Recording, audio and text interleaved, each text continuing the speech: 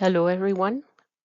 Welcome to this third session in a series of masterclasses hosted by the 2DPLOY project. The session of today will focus on financial maturity and cost efficiency. But before we start up, just a couple of words on the 2DPLOY project. 2DPLOY is a European funded project. It is a CSA, a coordination and support action. So this is a type of project where we look at the innovation fund. And our main goal here is to bring more successful projects to the Innovation Fund call. There's a number of partners in the project. The project is led by Sintef, and the other partners are Aspire, Seinmat, Evonik, Oleon, Rena, and Vito. The 2DPLOY project is not the only project in this action. There are 4 other projects. So the 2DPLOY project is focusing on low carbon technologies in energy intensive industry. The LEADS project is focusing on carbon capture, use and storage. The Realize and Diamonds for IF projects are both focusing on renewable energy generation, and the Hydrogen to Innovation Fund, H2IF, is focusing on energy storage and hydrogen. What are the main objectives of the 2DPLOY projects? We have 4. The first one is to establish a continuous innovation pipeline for low carbon technologies within the energy intensive industry. So I will explain later what this innovation pipeline actually means. The second goal is to develop best practices and support pilot innovation fund proposals. Third objective is to feed the 2DPLOY innovation pipeline and share learnings with priority stakeholders. And the final objective is to foster open collaboration and create synergies. Okay, so this is our innovation pipeline.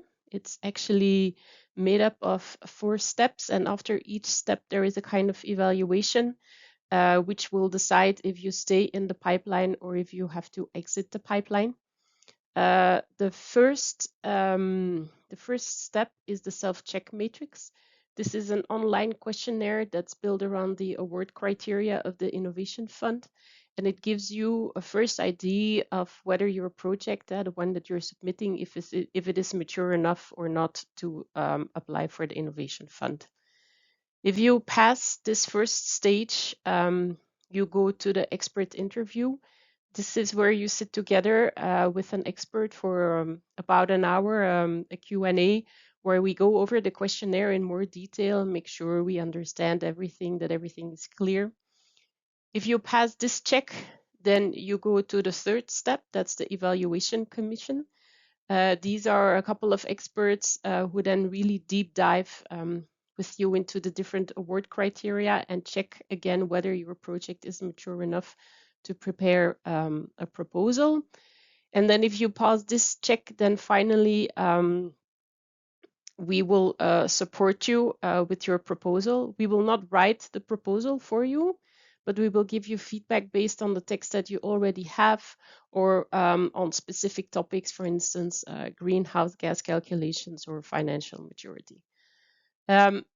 If at some point you do leave the pipeline because the project is not mature enough, then we have also foreseen advice and feedback on potential other funding opportunities.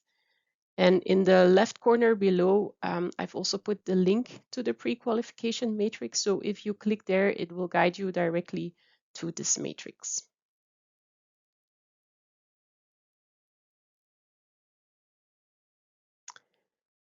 The masterclass development process took place in a couple of phases. First, we evaluated the material from CINEA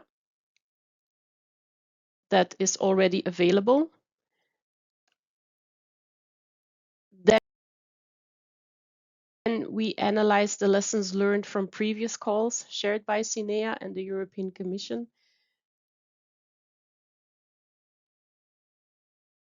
And we also interviewed several stakeholders, large companies, SMEs, partnerships, many others. So I mentioned this before, it's one of the objectives of the 2DPLOY project. We want to provide targeted support for innovation fund proposals. So that's why we offer a series of master classes. There's 6 different lectures that are linked to the different award criteria. Each of the sessions tackles a common weakness identified by the investment fund, the innovation fund evaluators, or challenges that were indicated by applicants. We also provide practical guidance to help applicants meet the requirements with more confidence. And we focus mostly on material that is already available from SINEA to make sure it is used more. So this masterclass is the 3rd one. We've already had 2. We have 1 more coming on technical maturity and 2 more specific on greenhouse gas calculations, data requirements, and end of life. And on the slide below here, you can see the different dates. Okay, that was the short introduction to the 2DPLOY project, and we will now get started with the lecture on financial maturity. So the goal of today's session is to help companies navigate the complex innovation fund application process successfully. And this session has a focus on financial maturity. So we will discuss common challenges faced by applicants and also provide a structured guidance, practical examples, and some expert insights. Here, we also want to help you to improve the credibility of your business plan, financial model, and WACC calculations. So we will offer some guidance here. And the information that we use is mostly based on the 2023, 24, and their most recent innovation fund calls.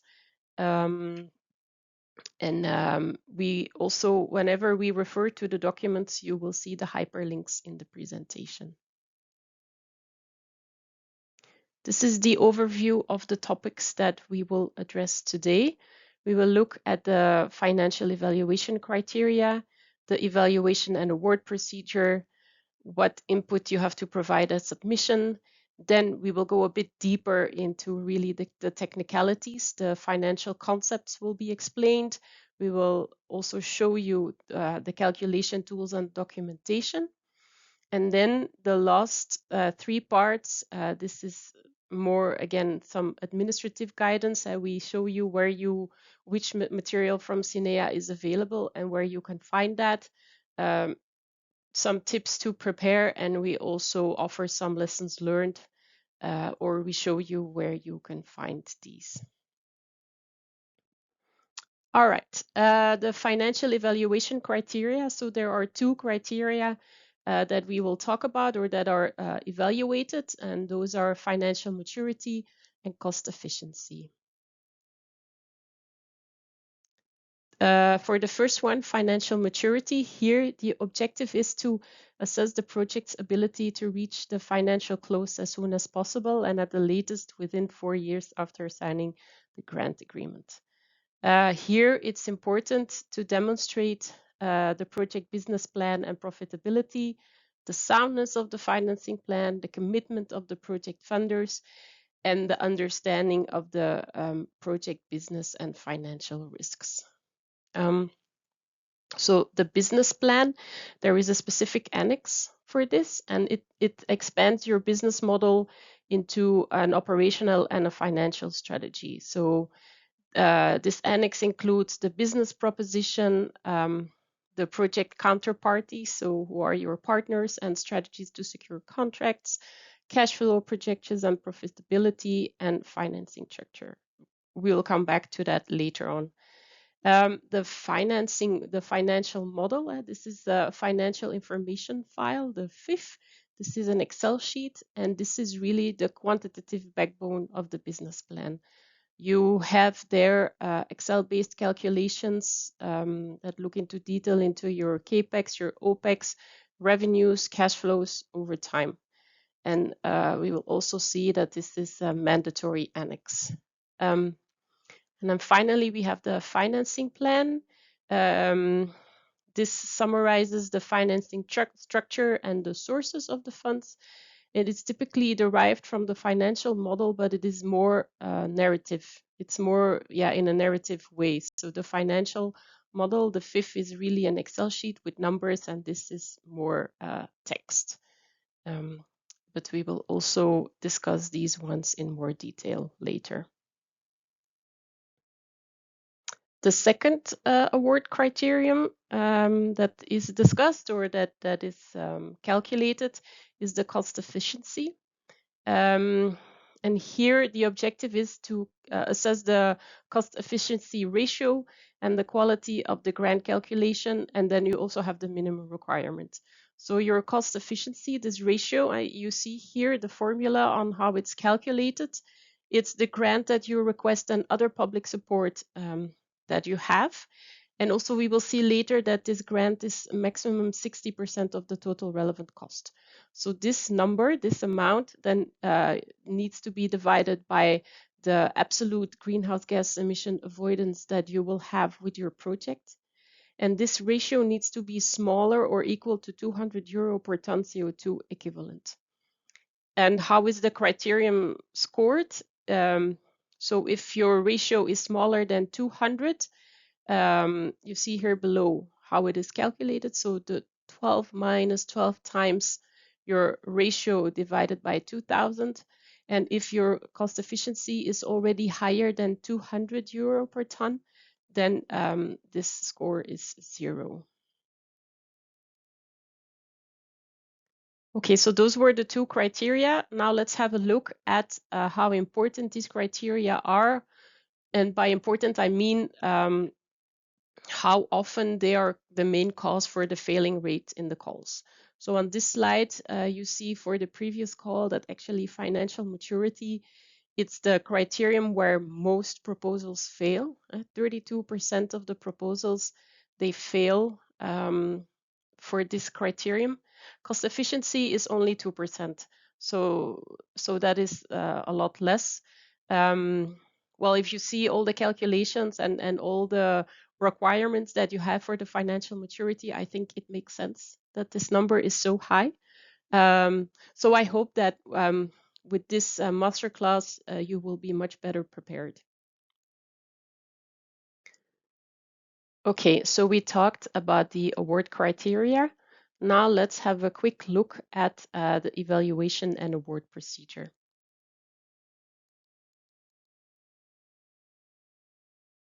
If your proposal passes the first check, that's the admissibility and eligibility check, it will be evaluated against 5 criteria. The first one is degree of innovation. So we already had a masterclass on that one. The second one is greenhouse gas emission avoidance potential. So as I said, there will be 2 masterclasses for this one. The third one is project maturity. And here you see that financial maturity is one of the 3 types of maturity that is evaluated. The fourth one is replicability, and the fifth one is the cost efficiency. So that is also what we explained before this ratio. The projects or the proposals are evaluated in a cascaded approach. That means that for every step, you need to pass a certain threshold to be allowed to move to the next evaluation step. So the financial maturity, it's the third step.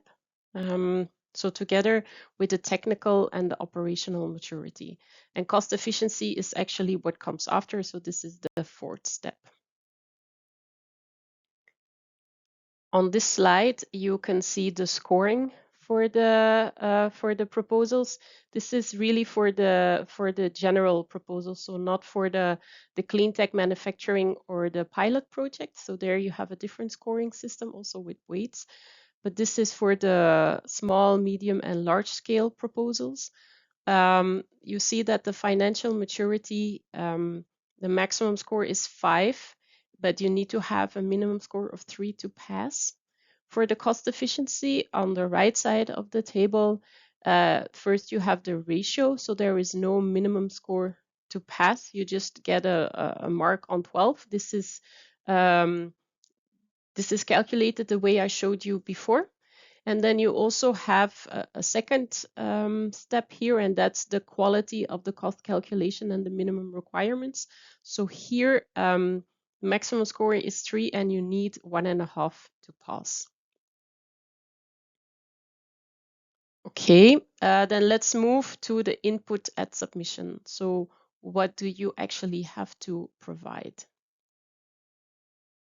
First, I want to show you from the last presentation that Sinea did for the new call, the reasons why proposals fail admission and eligibility for the previous call, the 2024 call. But here I just wanted to focus a little bit on the financial maturity and cost efficiency.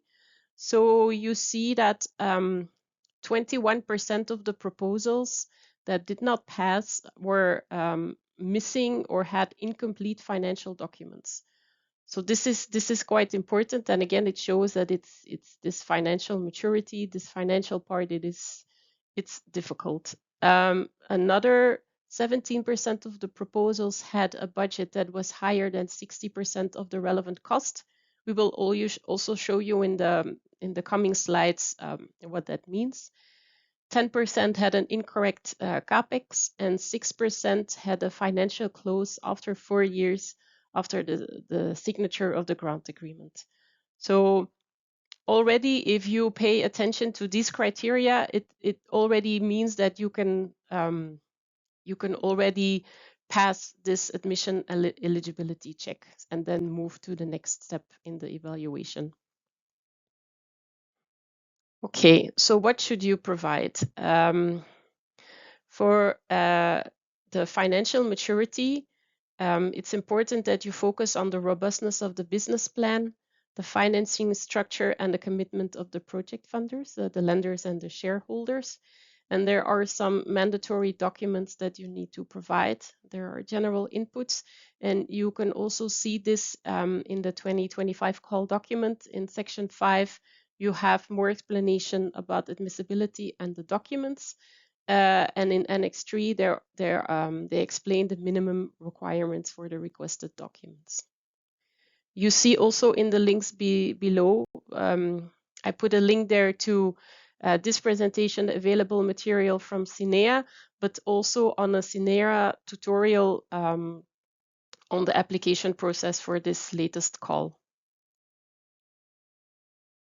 Okay, there are 5 different parts in the application, and we will go over them in detail in the coming slides. But so you have application form A, form B, part C, you have mandatory annexes and supporting documents. And we will explain only the relevant documents with regard to financial maturity and cost efficiency. So this slide gives you an overview for these 5 different parts. Which documents or which information you have to provide. When you do this, you will see that a number of questions or numbers will come back. And I've tried to highlight the most obvious ones in the same color. So you see, for instance, in application form A, you have to put the requested grant amount. In application form B, you have to talk on how your relevant costs were calculated and also additional information if you choose a certain option. So these are all linked. You also see that the cost efficiency ratio is in form A and form B, and some other types of information. And so here it is really important, this will come back, that when you fill these documents in, you have to be consistent. You have to make sure what you put in one form is the same as what you put in another form. If you make a mistake, this is a reason for you to not pass this first check for admission eligibility.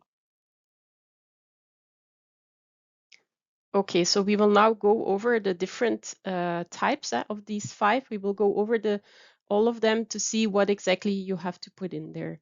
So we will start with application form A. This needs to be filled in directly in the online submission system. So the cost efficiency ratio, you can request maximum 60% of the total cost. And also make sure that what you put your budget and your requested grant amount, that it is consistent with the relevant cost calculation. Then we have application form B. This is a template that you need to download from the portal submission system, complete it, and then reassemble and upload it again.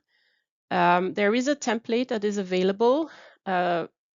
When you don't want to go into the submission system yet, so you can download this from the CINEA website. I will show you the link later, but just remember that this is a template and this is not a valid document. So it's possible that there were some changes made between the template and the document in the system. So you can look at this document just to have an idea of what they want to ask and prepare. But when you really start applying, make sure you use the template from the submission system. Okay, so the technical description. So this Form B, it provides a summary of information that's written in your business plan. That's a mandatory annex. Again, make sure that you are consistent. It gives explanations on how the relevant costs are calculated. You can use the guidance document there because you have to put this in this application form. You have to put your cost efficiency ratio here, and then if you are using the reference plant methodology for the relevant cost calculation, then you have to fill in some additional information. Then we have part C. Part C, you have to fill in directly in the online submission system. There is also a tutorial from CINEA on how to complete the form. So here, with regard to financial maturity, you have to put product and financial indicators, economic and financial indicators, socioeconomic benefits, and investment mobilized. Again, here it's important that you are consistent, that the numbers that you put here in this form should be the same as the ones that you put in other forms. Okay, then we move to the mandatory annexes. So these are files that you really have to submit. First, you have the financial information file. As I said, there is a template available. Make sure when you apply, you use the correct template from the submission system. This template is mandatory. Another mandatory annex is the business plan. There is a template available. It is not mandatory. So when you decide not to use the template, just make sure that the information you provide in your own document really matches the information that is requested in the business plan. You can add more, but as a minimum, it should be that information that is in the template. You're also obliged to submit a detailed financial model. So there is no template for this. This is your own model. And the minimum requirements here that you need to include are project assumptions, funding sources and uses, projected financial statements, calculation sheets, and sensitivity analysis. And finally, you also have to submit the project shareholders' financial resources. This is a description on the financial standing of the shareholders. And then the supporting documents that you can fill in, but they are not mandatory. You can submit project funding support documents. For instance, if you want to demonstrate that your project stakeholders have made credible commitments, also letters of support. Another thing that you can add here are project contract terms, if you have them, due diligence report, if you have it, and then again, if you are using the reference plan calculation methodology, you need to submit some other documents here as well. Okay, now we can move to the more technical part of the masterclass where we really go into detail in the financial concepts. And this part was done together with Zabala. Companies that want to submit a proposal, they must fulfill a number of criteria. They need to have solid financial health. So these are audited accounts for the last 3 years and no risk of insolvency. They need to have a robust business plan and financial model regarding the project itself and also regarding the business plan of the company. So we need to know here the future of the company, where it wants to go or grow, also in respect to the project itself. And then regarding the co-financing in this type of project, the grant, and depending on the company itself, we also need other investors, equity, debt, and this should all be justified and shown as available for the project itself. And then if you have a consortium, each member must fulfill these criteria. Okay, so let's start with the relevant cost methodology. We already explained this before, or we mentioned it before. The relevant cost or the project funding that you can receive is maximum 60% of the project relevant cost. And this is not just an amount of capex. The relevant cost, it also covers the extra investment needed to bring innovative technologies to the market, if you compare them to the traditional technologies. So you will show here what additional funds are needed for this innovation, and then the innovation fund will cover 60% of those costs. There are some formulas. We will go over them. And now we've already mentioned this before. There's two options to calculate the relevant cost. One is the no reference plant. This is the default methodology, and it is basically you use this when your innovation is so novel that you cannot compare it to any conventional plants. And the second option is the reference plant methodology, where you compare costs to a conventional equivalent. So this option is more complex and data intensive, but it could be appropriate when your innovation is an enhancement or a substitution of an existing technology. Okay, so we will now talk a bit about the first option when you have no reference plant. This is the default. You can see here below the formula that you need to use. So as I said before, the relevant cost is the extra cost that you are going to commit due to the innovation. The formula that we put here below is very simplified. So you cannot, in reality, when you submit, you cannot simplify it this much. It's important that you consider all the elements together.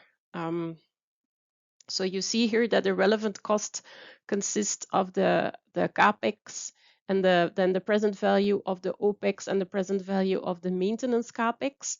You take the sum of this. So these are your costs, and then you subtract present value of operational benefits and present value of revenues.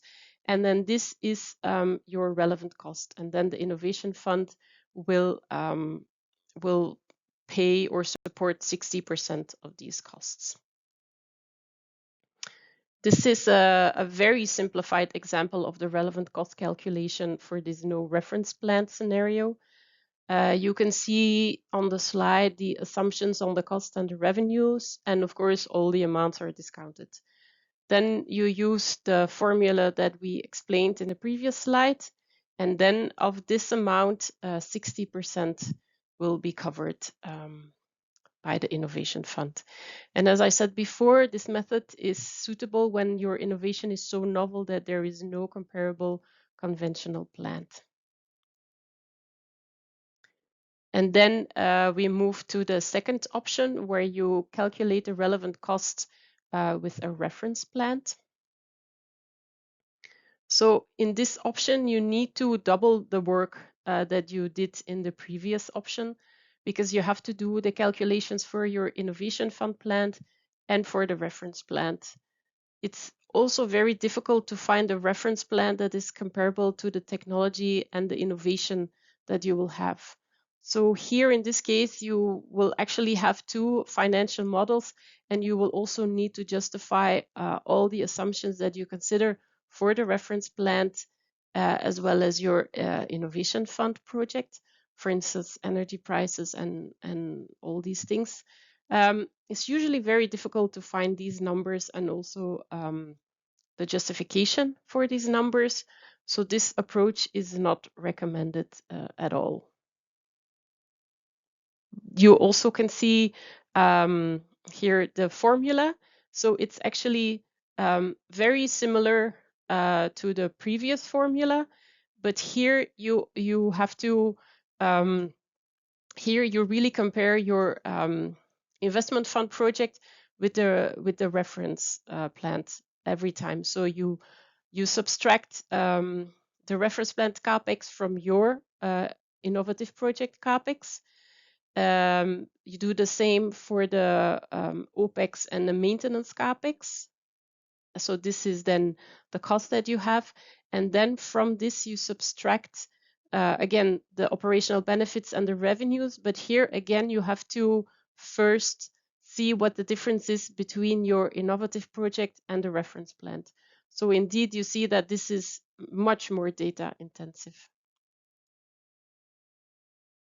This is, again, a very simplified example for a scenario where you are using the reference plant. So you have the relevant costs here where you subtract your reference project from the innovation fund project. And from that, you take 60% of the grant. All right, another concept that we mentioned but have not explained before is the WACC. So the WACC is the weighted average cost of capital. And very simply put, it's the average cost that a company pays for the money that it uses to run and grow its business. A company gets money from debts, loans, bonds, and equity. This is money from shareholders. And each of these has a cost. That comes with an interest, but is tax deductible. And equity costs returns that shareholders expect, for instance, dividends. The cost of the capital is weighted because companies don't use debt and equity in equal amounts. So the WACC actually weighs each cost by how much it is used. So we can say that it is the minimum return a company must earn on its investments to satisfy both lenders and shareholders. And if a company earns more than the WACC, value is created. And on the other hand, if it earns less than the WACC, value is destroyed. You can also see here on the slide the formula that we use, where all the different components are explained. And the WACC is it's applied in the financial information file and the financial model. So make sure that in both of these documents you use it in a consistent way. For the calculation of the cost of equity, there are different values offered by the European Commission. Of course, you can use other values, but then you need to justify them. And to calculate the cost of debt, you take the market swap rate that matches how long the project borrows money. Then you add a risk premium that reflects how risky the borrower and the project are. So here on this slide, this is again explained, and you see the default values that are set by the Commission. Okay, then this is an example again of how you calculate the WACC. This is only if you have equity, so no debt. So you need to take some parameters, the risk-free rate, the beta, equity risk premium, and the innovation premium. And then these parameters, they consider the country that you are developing the project in. So in this case, we took Spain. And it also takes into account the technology that you want to use and the sector of the technology that you want to use. As I said before, the EC has proposed some default values. If you want to change them, you need to justify why. And then depending on your justification and your values, you will have a better or worse value for the WACC. This is an example of a project that has 60% equity and 40% debt. for that, there are no default values, so these are really up to you. And then this example shows how you calculate the WACC. However, just so you know, for the innovation fund, this calculation is done automatically in the financial information file. That's the Excel file. You insert the values and then it does the calculation for you. So we will get back to this financial information file in the coming slides. Okay, so the next section will look at the calculation tools and some documentation for these tools. Okay, so here we will talk a little bit about, for instance, the financial information file, how it works, and we will use screenshots for that. Also what you need to fill in those files and what you need to take into account. So first, you have the financial information file. As I said before, this is an official mandatory template. Then you have the detailed financial model. This is similar to the financial information file, but this is in your own format and your own formulas and expectations. And also you decide on the level of detail that you want to give here for the project. For the business plan, there is a template. As I said before, it's not mandatory, but recommended. So just make sure if you use your own template, you at least offer the same information that is in the template. For the letters of support, there are some standards that you need to comply with to have a good letter. We will explain a bit about that also.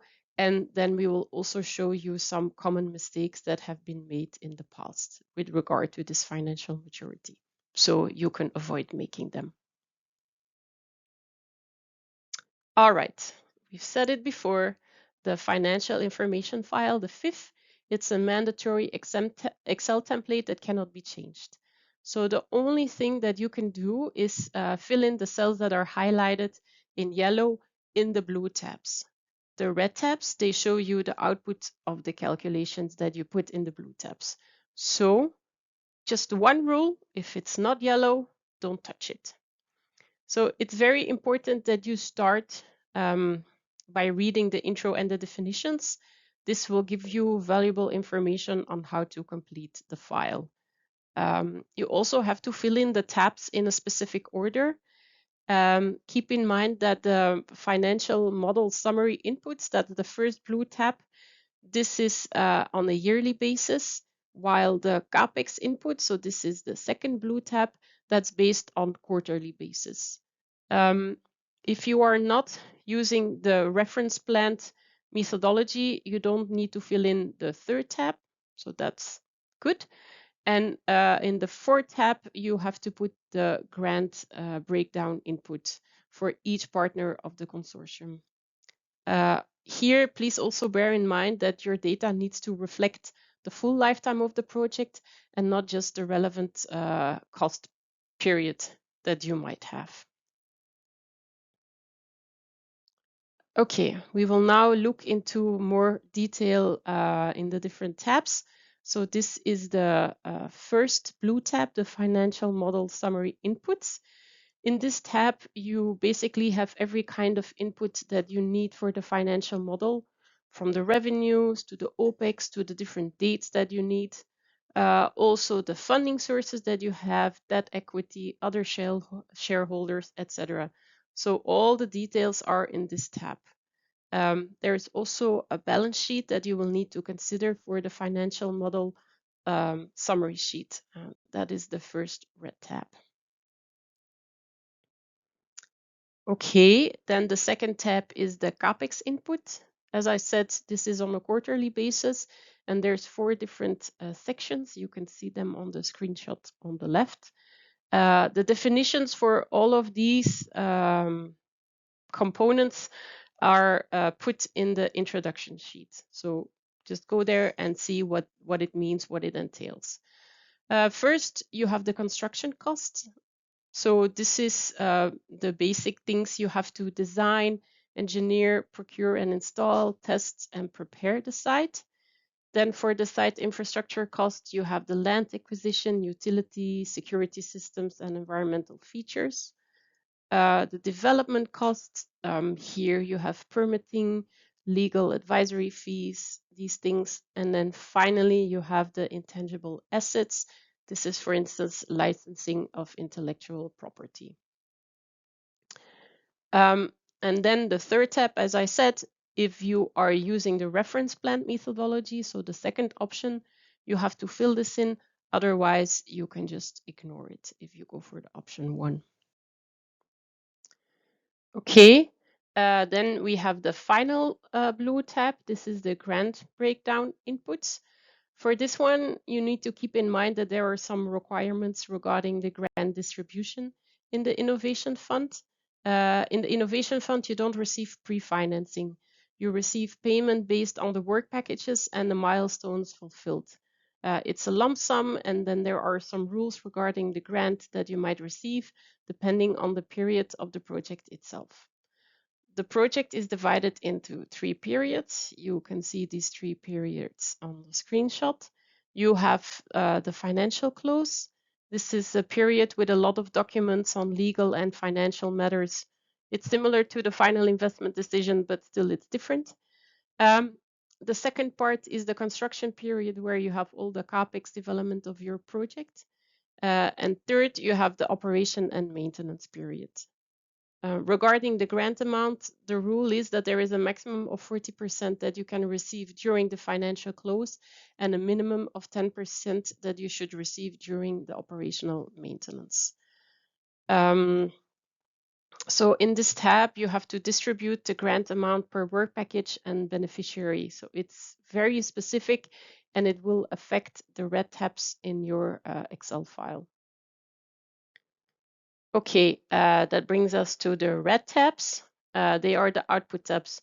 So they are very useful to see the outputs of your project and also see the different results that you can have. So you can also, if you're not sure, you can also play around in the blue tabs and see if you change one thing or several things, how this really affects these output tabs.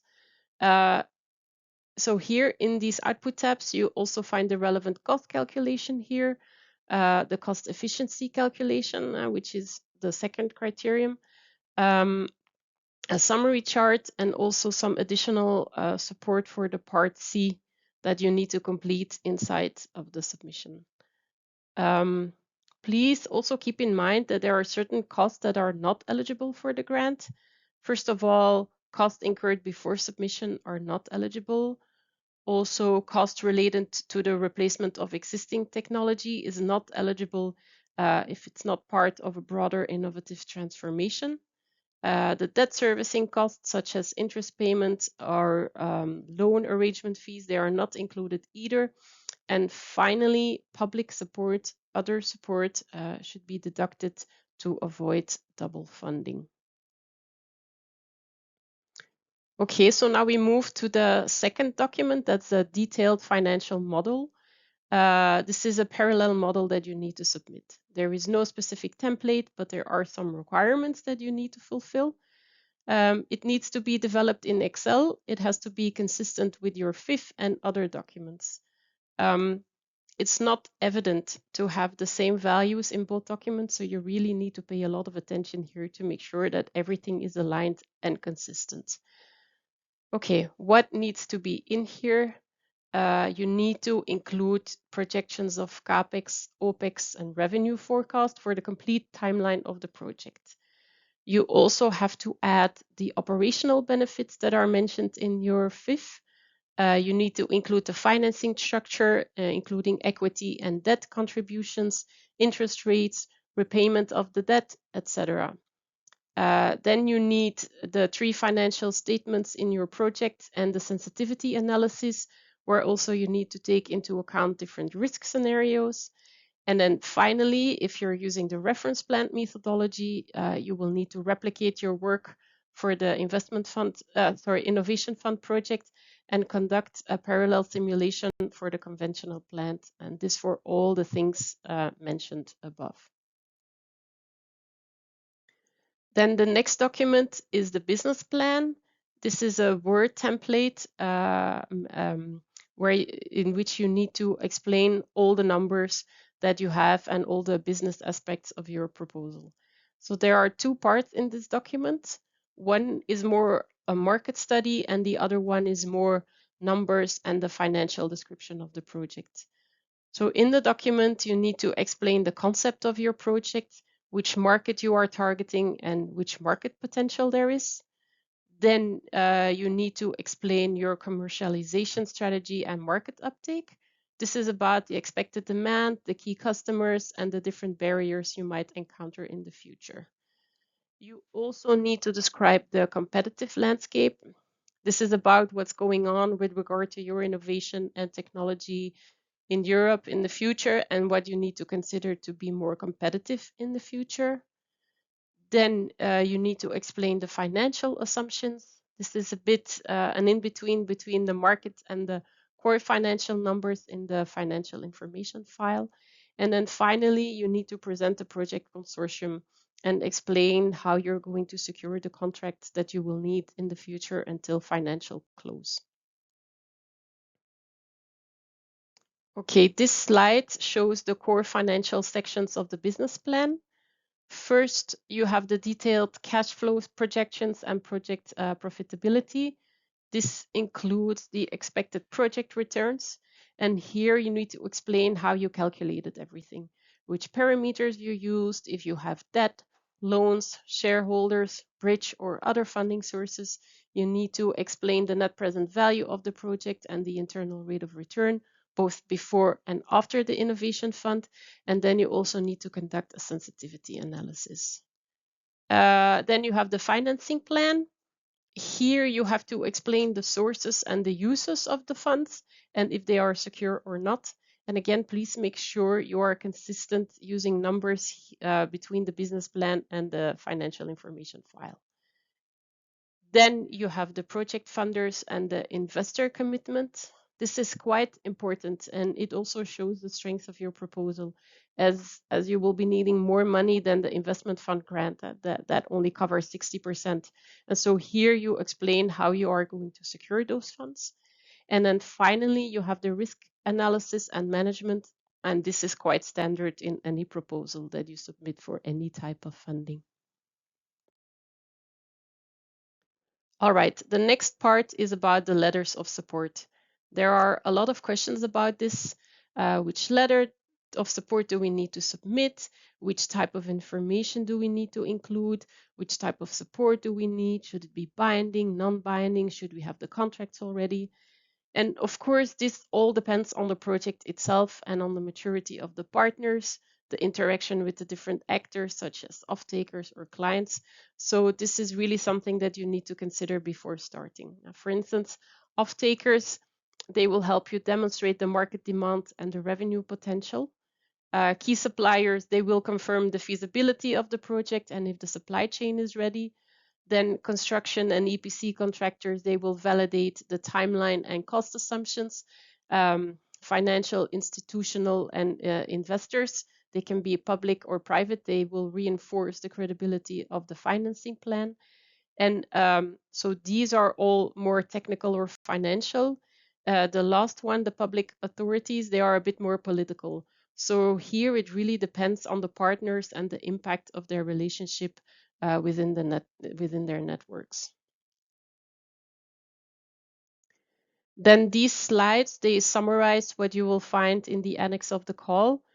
This is really the ideal content of what should be in the letters of support, depending on the type of support that you are looking for. I will not go through it. I will not read it. I think it's just better to read it on your own. So this is another slide here. Okay, then that brings us to the common mistakes. First of all, you have inconsistent or unjustified assumptions, right? Where you use assumptions that are unrealistic, outdated, or not supported by credible sources. So it's important that if you make assumptions, that you clearly document them and align them with market data or feasibility studies. A second common mistake is a mismatch between the detailed model and the financial information file. We already mentioned this so many times. If there are discrepancies, things that don't match, then there will be questions, and then of course this will jeopardize your whole evaluation.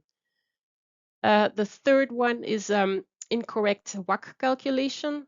For instance, using inconsistent financing structures, misapplying tax rates, or failing to use the Commission's default parameters when required. And then another common mistake is the letters of support.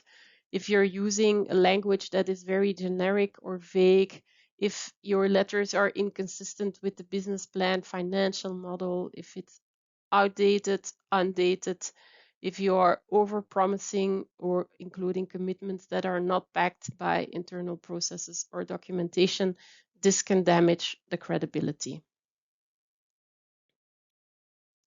And then the last slide in this section is very short about the grant agreement and the payment structures. Formalization of financial support, it's formalized through a grant agreement between the beneficiary and SINEA. The funding model, I already mentioned this before, the call does not include pre-financing. So they use lump sum funding based on achievement of predefined milestones and final deliverables. Reporting and validation, each payment requires the submission and approval of the technical reports, and there is a performance-based approach. The milestone-based model ensures that the EU funding is directly tied to the project performance. Okay, in the next section, I will show you which material is available from SINEA and where you can find it. For financial maturity, SINEA has 6 types of resources available. There is the call document, you have the events and the webinars, the video tutorials. There is a specific cost document for the relevant cost methodology, the financial information template, and the business template. For each resource, I will show you where you can find the relevant materials and then also briefly summarize which information is available.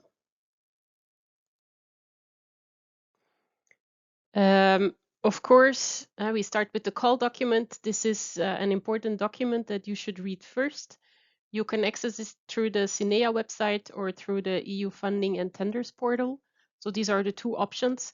I will not explain in detail how to get there. It's very well explained on the next slide. So I will just go through the different slides, and then you can follow this guidance on your own when you look at the presentation separately. I also added the link to the 2025 call document here below. So this first option shows you how you can get there from the SINEA website, and then you go to the templates and the reporting. And then you can click on the 2025 call document for net zero technologies or for the other ones, depending on what you're interested in. The second option to get to the call document is to go through the EU funding and tenders portal. So again, here you see some screenshots on how to get there on the different steps, and these steps are also explained in the bullets. And of course, this will lead you to the same call document as the one for option 1. The second type of resource that SINEA has available are the events and webinars. And these are in the form of recording and presentations. So SINEA explains the different award criteria and also the lessons learned from the previous calls. You have them in general, and then also they do it specifically for the separate award criteria. I also added the direct link there to the site where you can find it. So next to the presentations, there are also some specific tutorials available. I think I might already have mentioned some of them in the previous slides in the more technical parts. So specifically for financial maturity, there is one tutorial on the financial information file. There is one tutorial on the business plan and the financial maturity. This also gives you the do's and the don'ts, some lessons learned. And finally, if you want to see all of the tutorials that are available for this call, you can check the third link. Then the fourth resource type CINEA has is the relevant cost methodology document. This document explains in detail the two methodologies that we discussed before at the option 1 without the reference plan and option 2 with the reference plan. There is also a section on the financial information file. And as you know, this is one of the main reasons for failure in the financial maturity criterion. So this is very relevant information here. I put the link on the slide, and then you can also see specifically which sections there are available in this document. Also briefly mentioned, another resource is the template for the financial information file, because this is a mandatory template. You see, well, we discussed this in detail, so you know now what is in there exactly. Again, I want to reiterate, you can go in the system, I mean, just on the CINEA website and download the template to have a look. But keep in mind that the template that you really need to fill in can only be found in the submission portal. So keep this, don't forget. And then the final resource, again, as explained before, is this template for the business plan. As we said, it's recommended but not mandatory, and it is available for information only. Again, the document that you really need to use is inside of the submission system. Okay, then besides the material that we have from CINEA, we also within the project have two documents that we made specifically for financial maturity. So the first one is the guidance document. This is it's a bit of a summary of what I explained before, which material is available for financial maturity. It also shows you, again, the different navigation paths, how you can get there. So you also get a bit of an idea of how the knowledge base for Innovation Fund is constructed. And it is available on the 2DPLOY website. You can see the link below. And the second document that we have is the 2DPLOY glossary. So this is an additional glossary that explains in more detail some of the financial terminology that is used in the relevant cost methodology document. It's a complement to the glossary that is that you can see in Appendix 1 of the call document, and it's also available on our website by clicking on the link. Then very general, some short tips on how to best prepare for the application. First of all, it's important to understand the rules. So that's why you have all the different call documents, all the different award criteria. Read them carefully, see what is expected, where you can find all the information. Then secondly, prepare your inputs. Review the application form, get familiar with the standard mandatory templates and also the other templates, and then prepare the required documents. Make sure you get the templates from the system. Third one is to check your resources. You have the CINEA material, you have the 2DPLOY documents that I mentioned before, and then finally do a final check and make sure that everything you put in the different documents is consistent. And then finally, a section on the lessons learned.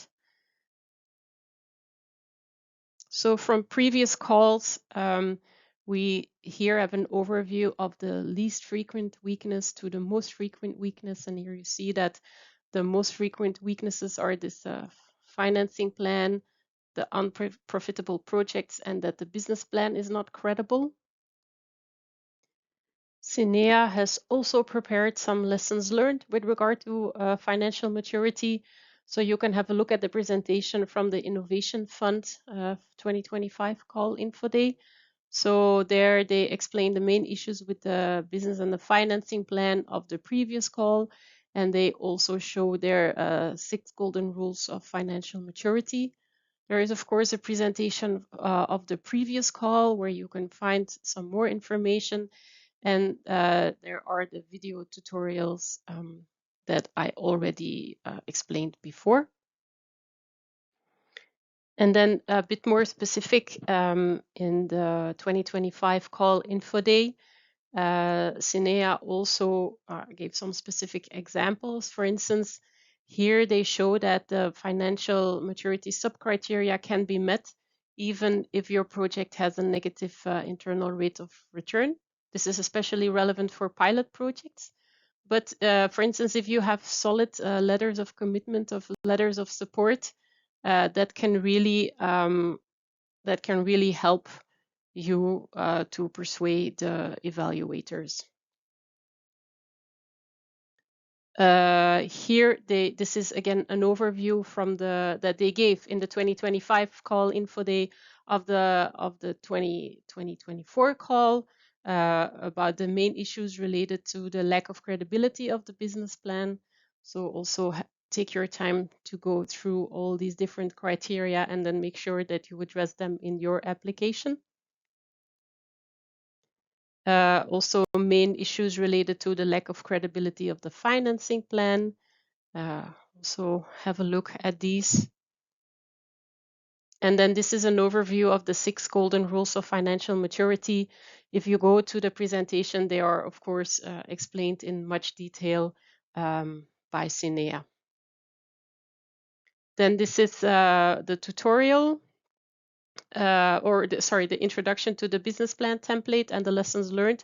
So this is just a screenshot of one of the slides, one of the do's and the don'ts. So they have this for each chapter of the business plan. So this is definitely also worthwhile to check out. This is then an overview again from the presentation from Cinea on the main reasons for failure in the cost efficiency criteria. So here you see the biggest reason is that the WACC is not aligned with the methodology. I think we discussed this before, that you have included ineligible costs in your relevant costs. So of course that is not okay. That there is a change in the model start date, inconsistencies in the relevant cost computation in the financial information file, and that you have the wrong choice of relevant cost methodology. And then here, we talked a lot about consistency already. This is just an example. For instance, in the application form A, you have to submit or put the requested grant amount. This also comes back in the financial information file, so make sure that these are aligned. So here you can see the print screen of the application form and the financial information file, and then in the green boxes where this actually needs to be submitted.